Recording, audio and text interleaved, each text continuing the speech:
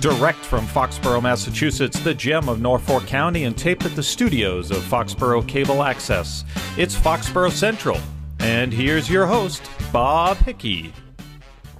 Welcome to another wonderful episode of Foxborough Central. I am Bob Hickey, your host, and it is a pleasure having you join me and my guests today as we talk about the people, events, and organizations that make Foxborough truly the gem of Norfolk County. I am joined here today by Mr. Bill O'Donnell.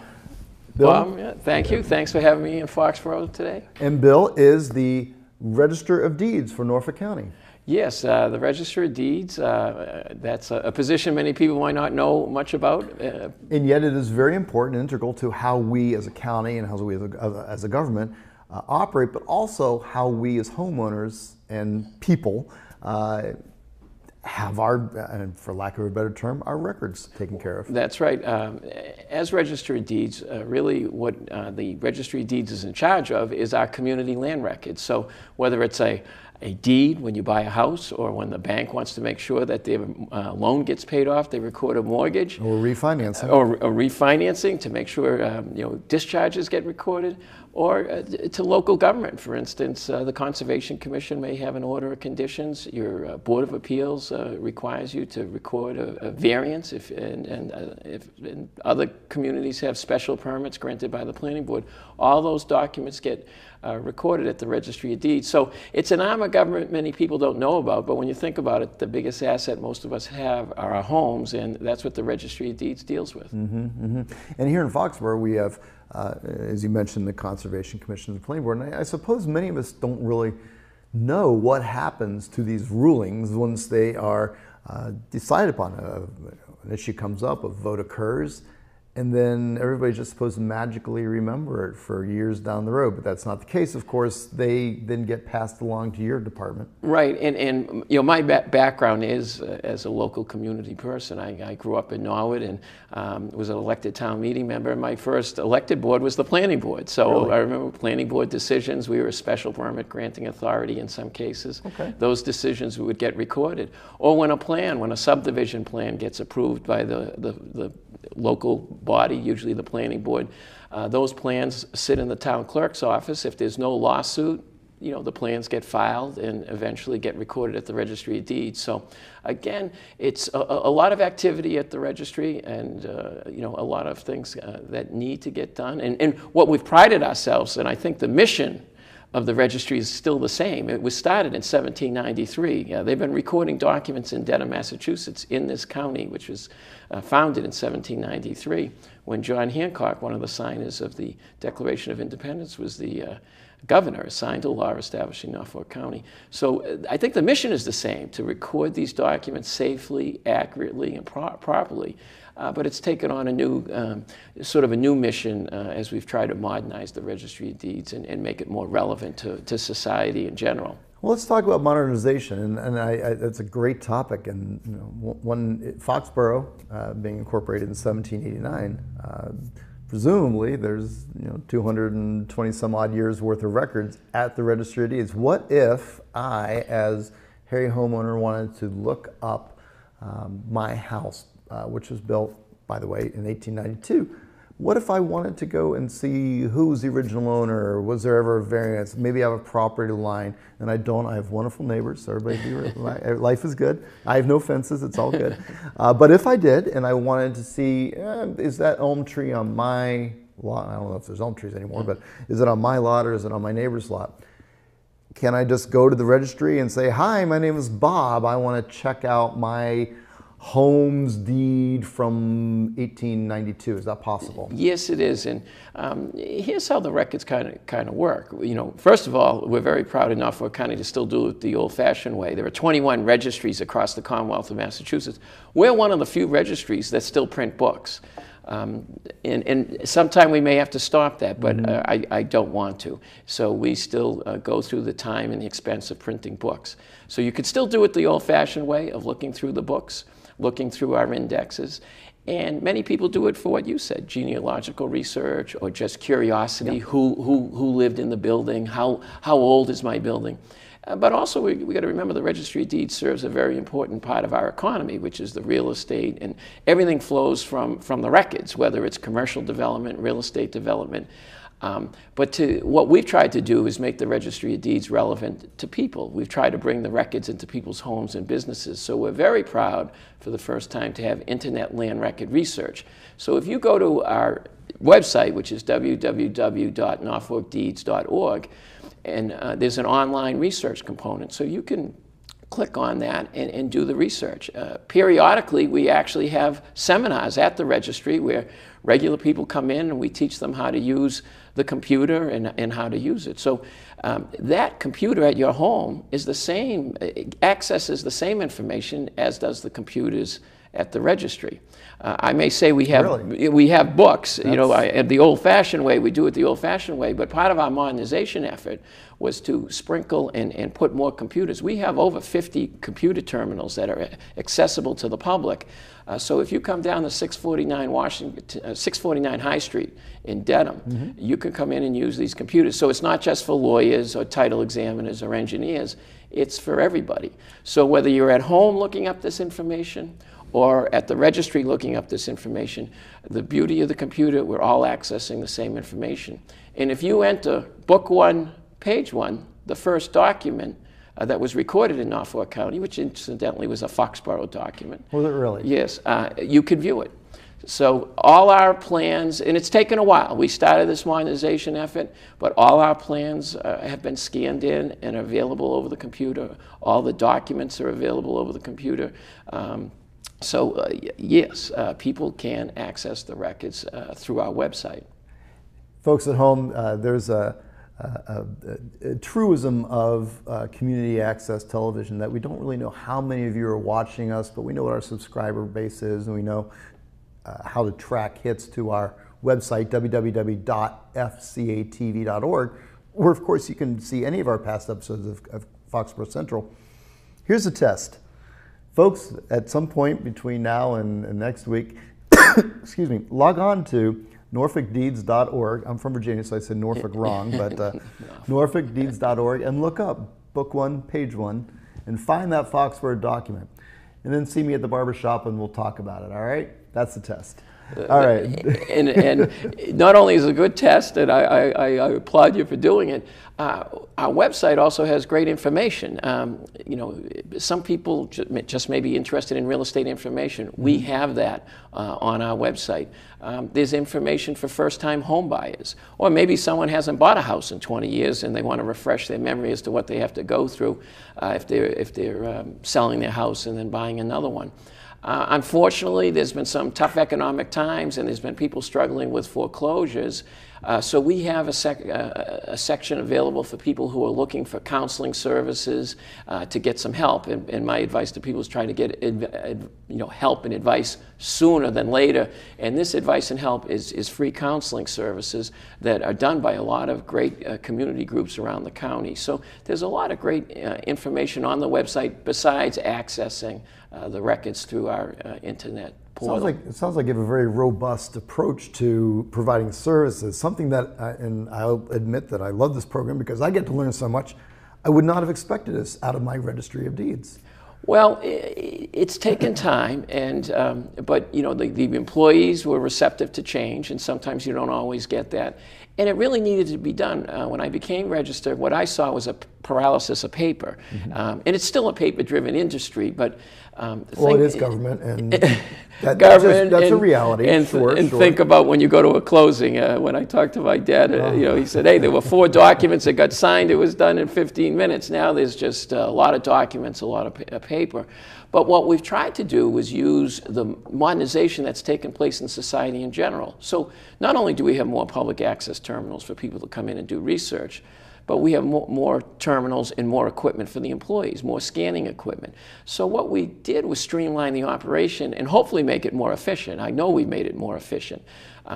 For instance, when I first got to the registry, they would take your document and throw it in a box, and magically, a few months later, somehow you'd get a book and page. Now when you come to the Registry of Deeds with our new computer system, our new document management system, you get an instantaneous book and page. They hand you a receipt with how much you paid, what the book and page was. So there's been a lot of efficiencies, and I think the cornerstone of those efficiencies was our new computer system and our new document management system that we put in. But you can put these things in, but if the employees have been great, if they're not receptive to change, then change isn't going to happen. So yes, I'd like to think the Registry of Deeds is an arm of government many people don't know about, but we've tried to run it like a business. I've tried to draw on some of my experiences. I mentioned at the local level in government, you try to make things work. When I was down at school, I worked for 3 years for Congressman Joe Moakley. You learned about what government does right to try to make it a customer service-oriented operation. But also, having been a lawyer, running my own local business, you try to draw some of that too and run it like a business. So I think we've done that. And if anyone has any questions about our services, my father climbed poles for the Boston Edison for 38 years. Okay. A member of Local 369. So when you're telling him, and he's still alive, how we're modernizing the registry, he says, remember, some of us don't care to know anything about computers, don't know anything about computers, don't want to know anything about computers. We do have a customer service center. It's a telephone number, 781-461-6101. You can call up, you can get some information from them, or you can walk in. A lot of people have lauded our customer service center because they were going to jury duty and they needed a copy of a deed, or they wanted to check if they had a homestead, and they can walk right in. There's staff and computer resources that the staff will do. You'll just stand there and ask your questions, and we'll try to help you out. So that's been another good addition to the Registry of Deeds. That's phenomenal, and I know it's an elected position, and I being an old ex, twice hired, once fired, selectman myself here in Foxborough, I could spend hours talking to you about that, but I would like to touch upon. So you started off on the planning board in Norwood. Yeah, yes, I was always interested in government. I went to school down at Georgetown University down in Washington, D.C. Locally, I went to school in Norwood and went to Xaverian Brothers High School in Westwood. And I was always interested in government. I enjoyed working for Congressman Moakley. And so I tried to, bring that public service. After I got out of law school, I got elected to the Norwood Planning Board when I was young, and also elected as a town meeting member. So I was always interested in public service. I spent a number of great years working for District Attorney Bill Delahunt. I was an assistant district attorney here in Norfolk County. Again, enjoyed the public service. Loved being an assistant district attorney. But I always tell Bill, it was a great job except at the first of the month when the mortgage was due, and then you had to go into the private sector and make some money because, and luckily so, as I have college tuitions to pay. And as an attorney, I'm sure you had opportunity to work in the public sector, but also a big piece of being a busy professional, raising a family, is having the opportunity to give back. And folks at home, this is not a plea on behalf of town government, but it is just a point that no matter how busy we are, it does take each of us in our own way to help the community keep going and move forward and work. And so volunteering on the planning board as a member of the elected town meeting, that's the format? Yes, we have a representative town meeting. It's elected. And issues, we have open town meeting here in issues come up in every town. And I look back at some of the issues we dealt with. It was, sometimes tough when you go through it, but it's great experience. And in the end, someone has to volunteer because otherwise, you have to get involved because things come up in the communities, and I remembered in the planning board, part of our mission was they didn't even have a town planner. So during our tenure, we brought a town planner in. We took a whole look at rezoning it, actually did a master plan, and so it was interesting. And so you try to draw upon some of those experiences because I knew when I became Registry of Deeds, there was sort of a turnaround in that organization that needed. So you try to draw upon the experiences you learned at the at a local level. Well, it certainly sounds like you're the right man in the right position. And you had mentioned earlier, and I had mentioned earlier that my previous selectman, one of the achievements that we did right at the end as I was moving my way out, but Foxborough now has a very nice, robust town website. And you'd mentioned buy-in, and that takes leadership for the staff and the people who are responsible for updating these things. Every idea is great, but as we know, with unfunded mandates from the federal government to the state level and unfunded mandates from the state to the local, it's great to have a wonderful idea, but it takes resources and time and ability to implement any good idea.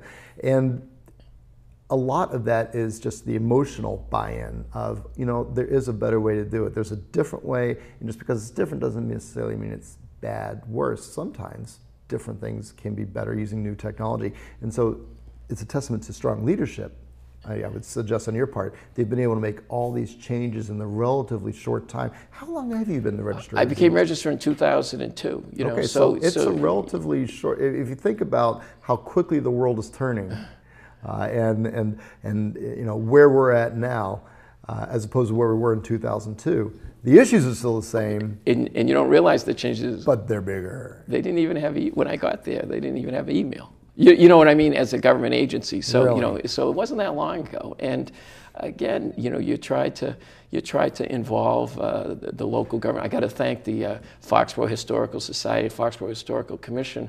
Another way, we're in a building that's built in 1903. It's a great old historic building, but we've tried to make it more pleasing. We have a Hall of Flags. Foxborough donated a flag, so if you walk in, every community in Norfolk County has put a flag up there that is hung. The Historical Commission they selected one picture from their town that we blew up and put around. So when people come and do their closings at the Registry of Deeds, one, we've created a place for people to do closings, and two, we've tried to make it more pleasing. So. Very nice, very nice. Now, and you mentioned the email, and for folks at home who are interested in contact, maybe you have an issue that you didn't even know you had an issue, but if you have an issue and you want to contact them by email, you can email your office at registerodonald@norfolkdeeds.org. That's correct. And that'll get to a general customer service? Yeah, that's the customer service. You can email me at that number. Again, look up our website at www.norfolkdeeds.org for any information. We have a lot of consumer issues that we deal with.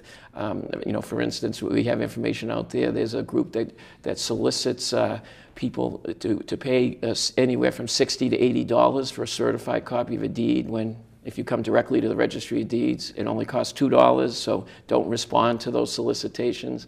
There's another group that solicits, especially targeting seniors. For $15, they'll give you a free homestead form. Well, not free, it's $15, but they don't fill it out. Mm-hmm. You can go to our website directly and download a homestead form. So there's information like that.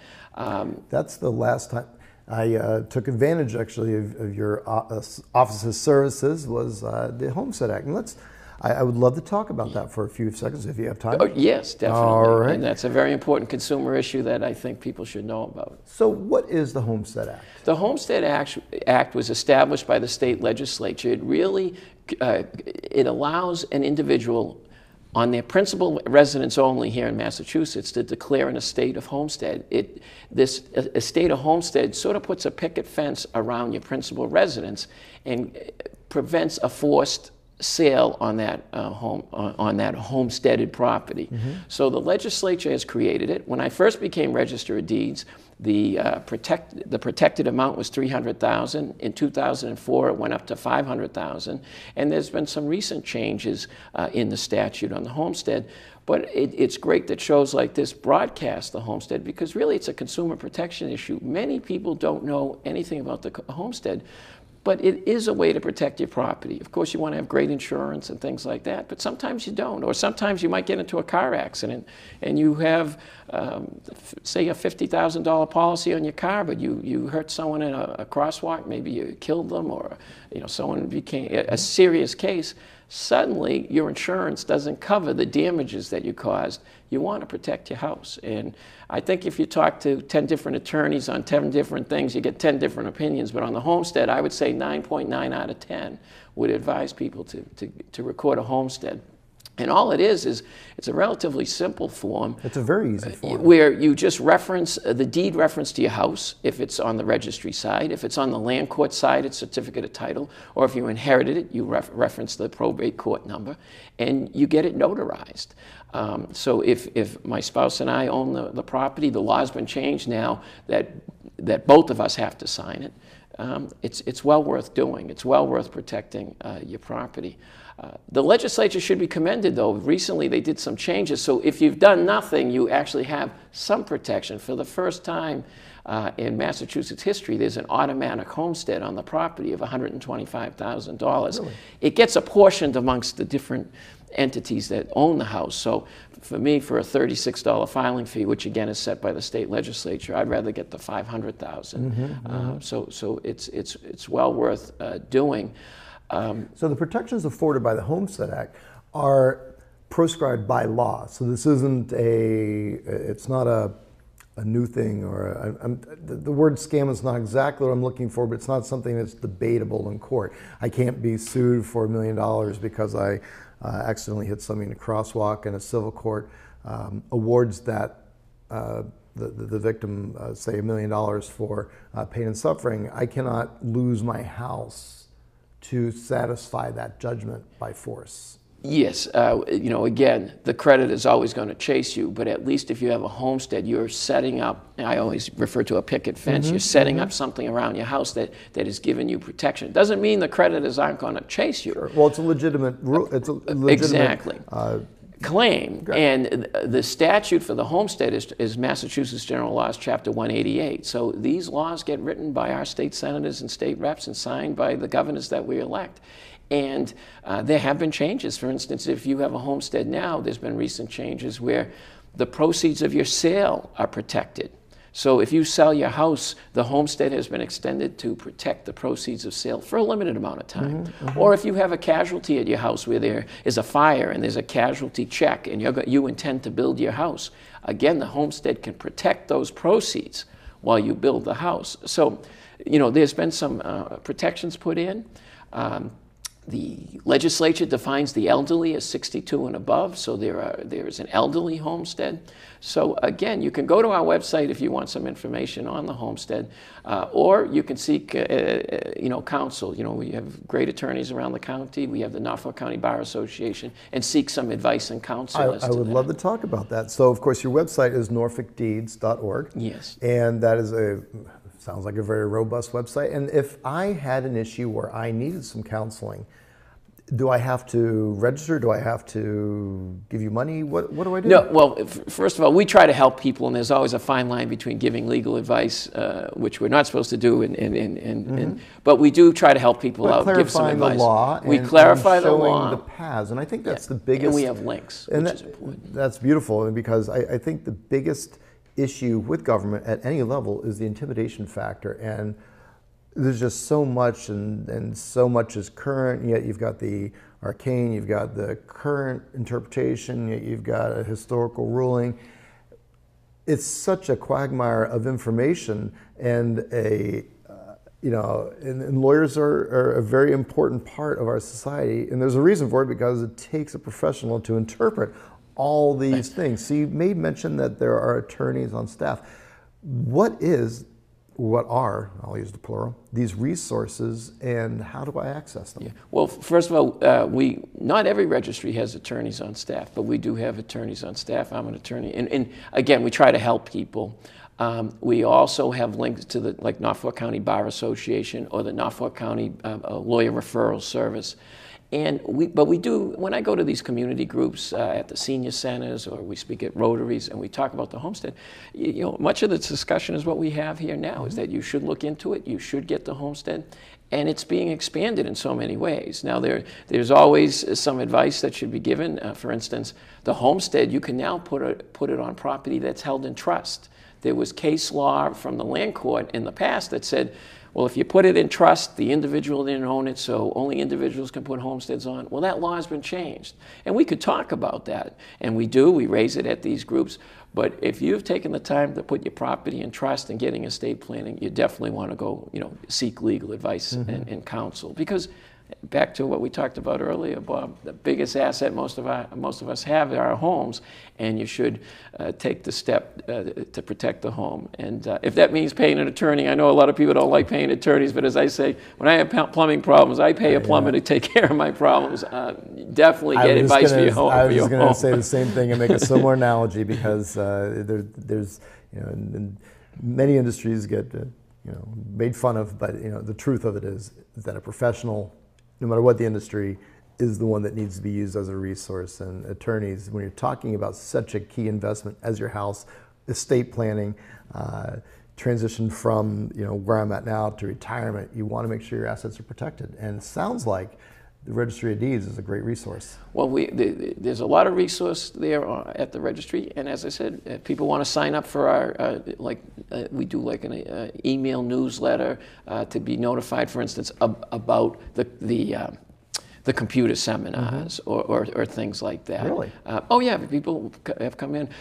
That started when we did the new modernization. We had to, train the attorneys and the title examiners and the lawyers that come into the registry. And I said, why not open it up to everybody? And that's what we've done. So we have people come from all over the county. And some of them are professionals like real estate brokers. Others that just say, hey, I just want to learn how to use the computer system from my home. So, and of course, the more they know, then the less your staff are taxed with their resources and they're able to do other work. Well, yes, we've like got a lot of work done, and that was the that's beauty of the making, customer service center. That's called making an investment in the future. I like it. And that needed to be done because lines, people are waiting in lines, and then they're in the recording line, and that person's job is to do recording, and then they'd say, hey, I need to get something. Oh, I'm here to do recording, and that's why we needed to start that customer service center to let the people who are doing the recordings do the recordings, let the people who can help people go to the customer service center. Well, it sounds like the Registry of Deeds does not sound like an exciting topic, but it really does sound as though your office is a dynamic one that is really focused on customer service and ensuring that we have access to the information. And to talk about transparency in government, it really sounds, if we're using the same computer system that your staff are using, then it really sounds like we're there. Well, when I became Registrar of Deeds, that was, we all make promises. I said I wanted a financially sound, efficient, but customer service-oriented operation, and we've done that. There's so many other issues. The consumers out there might want to check on their discharges. We have a document on our website, where has our bank gone? Now, I'm a big believer in community banking, and what a discharge is, I should tell the viewers, is it's a document. When you borrow money, the bank records a mortgage. A discharge tells the world that you've paid that mortgage off, and it's a 1 or 2 page document that gets recorded. Well, a lot of times, especially with these bigger banks, they haven't sent the discharges out, or maybe they sent it to the consumer and they didn't tell the consumer to record it. So you just want to make sure that if you've paid your mortgage off, that the discharge has been recorded there, and you can use our website to check to see if the discharge has been recorded. And if not, hopefully it's a local community bank. They're great. You can go down and say, I need a discharge. They give you great customer service, and you can. But the mergers and some of the big banks, that becomes a little more problematic. Thus our document, where has my bank gone, to try to track these banks down. I like the title. Of course, I'm here with our guest, Bill O'Donnell, who is Register of Deeds for Norfolk County. And if you can believe it, I don't think you can believe it. I can't either. The entire half hour has flown by. So I'm going to give you the last word. But before we do, if you want to access the many services, resources, counseling services, all these things that are offered through the Registry of Deeds, you can contact Bill, Mr. O'Donnell, or his customer service team at 781-461-6101. That's 781-461-6101. Or email them at registerodonnell, that's with 2 L's, at norfolk.org. Or, of course, check out their website at www.norfolkdeeds.org. Bill, thank you so much for coming out here. Do you have any last words for our folks here in Foxborough? Well, certainly, Bob. I enjoy coming to Foxborough. I still play hockey down there, down at the rinks there, so we get down there. I have a lot of friends in Foxborough, especially when I was in the district attorney's office, and it's always good to be here. I couldn't say it as well as you did. If you need any service, please contact us at the Registry of Deeds. It's been a real privilege to lead the Registry of Deeds, and we'll continue to do so and make it a customer service-oriented operation for everybody. But thanks for having me. Well, thank you for coming out. I am so out of time, it's not even funny. I'm just going to say goodbye, folks. Have a great day. See you next time on Foxborough Central.